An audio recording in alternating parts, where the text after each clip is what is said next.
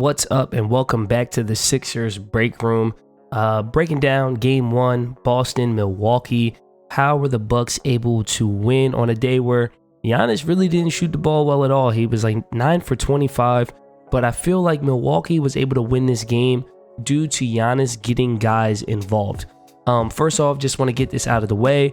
I know I'm looking a little rough right now. I actually just tested positive for COVID just like an hour before making this video. I'm feeling run down, feeling exhausted. I've been feeling sick for the past day or two, but I wanted to still bring you guys this content best I could. So I'm sorry if this video isn't quite as energetic as the previous ones. I'm gonna do my best, and I hope you guys still appreciate and support it. Let's talk about how Giannis had success by getting other guys involved. Now, moving forward in this series, Boston might change the way that they're defending Giannis, but it's very obvious in Game 1 they said, we're going to make someone else beat us, right?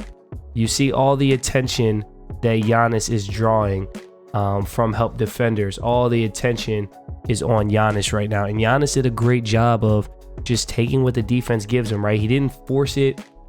He thinks he has the matchup. He drives. He gets that help right there from Jaylen Brown, and he just kicks it out to an open teammate to knock down a shot. Giannis trusted his teammates to get the job done, and they did. Here's another example of just the attention Giannis draws. As we stop right here, look at all the attention that Giannis has on this play. You get the guard dropping in to help. You got Grant Williams turning his back to Bobby Portis Jr. Sorry, you got White dropping down in to help. You got Jaylen Brown sliding over and help. 5 guys almost in the paint, right? 1, 2, 3, 4, 5 defenders packing in the paint, forcing Giannis to give it up. And he does. He makes a great pass to the top of the key to Bobby Portis for a knockdown 3. In this third clip here, again, look at all the attention he's drawing. Marcus Smart is cracking down. You got Horford in the middle of the paint.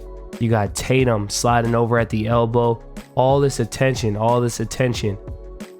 Immediate double when he picks up his dribble. And Giannis does a good job of actually being patient. We're leaving Grayson Allen, who's a good three-point shooter, wide open. But that's just how much attention and focus that Giannis draws. Again, it was very clear in Game 1 that the game plan was we're going to make one of these other guys beat us. And more times than not, Milwaukee was able to do that. Here you'll see Milwaukee forces a turnover. And I think that this is where Giannis is at his best, especially distributing the ball. It's on the break, right? So Giannis driving down the middle. You have Marcus Smart here, who could stop the ball, and then Tatum could kind of pick up Wes Matthews. Carter's a decent, not great shooter, right? But look how Jason Tatum slides over. Marcus Smart staying in front, like he's drawing all this attention. Again, they want to force Giannis to give it up. So rather than just letting him come down Main Street against Marcus Smart, Jason Tatum drops in. You get the kick out to Wes Matthews. Bang. Here's another example. You got Giannis catching it on the mid post, and you're already seeing the attention he's drawing. Look at Marcus Smart's eyes. Look at Jason Tatum's eyes, right? Horford. Everybody's paying attention to Giannis. What's Giannis doing? Where's Giannis on the floor? Drives middle. Marcus Smart turns his back to Grayson Allen again, choking in to help. He just makes a simple pass, and Grayson Allen makes Marcus Smart pay for helping so much. This next play here, I want to point out Brook Lopez. Take a look at Brook Lopez here. This cut by Brook Lopez is actually super smart and underrated. So here's what's happening here. You get the double on Giannis, right? Obviously. Jason Tatum is taking away the dunker spot, and then you have 2 playing 3. So Marcus Smart is guarding Jrue Holiday and Brook Lopez, and then you have Jaylen Brown, who has to be responsible for Wes Matthews and Jrue Holiday, right? So these are kind of the 2 guys Marcus Smart's keying on, and Jaylen Brown is keying on the other 2.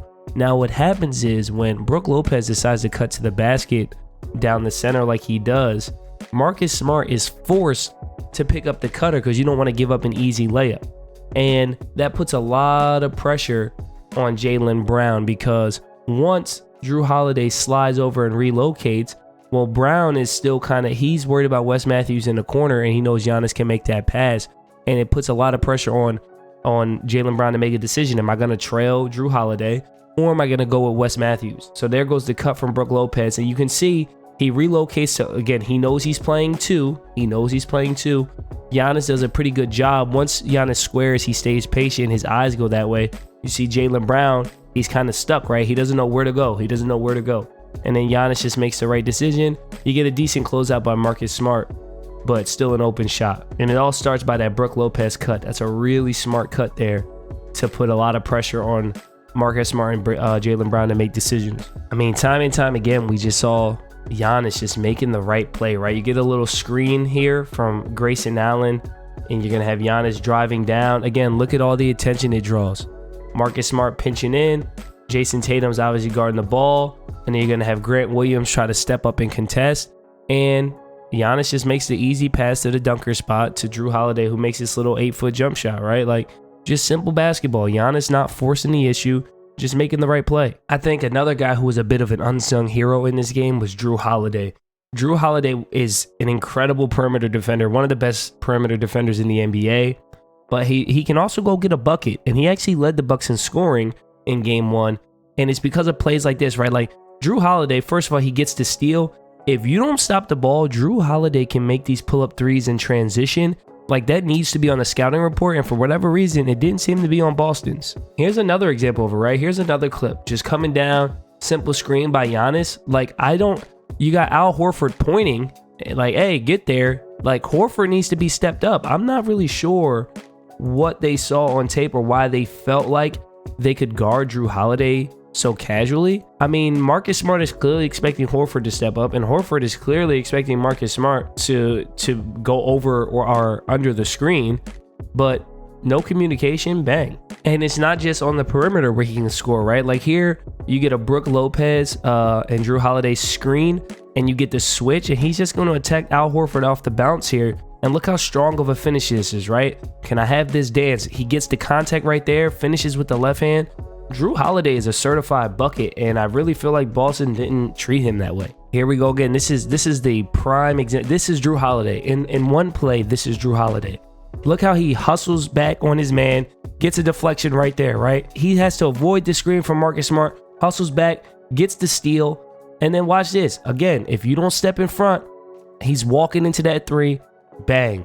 Listen, these Boston coaches and scouts, like, they're much smarter than I am. They probably have forgotten more about basketball than I even know.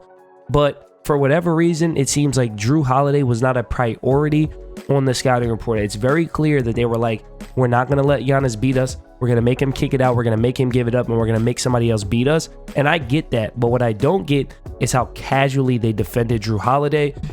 And he ended up leading them in scoring. He had 3 threes. All 3 threes are wide open. Just dribbling up the court, pull up. Like, you have to get in front of Jrue Holiday. You have to stop the ball early.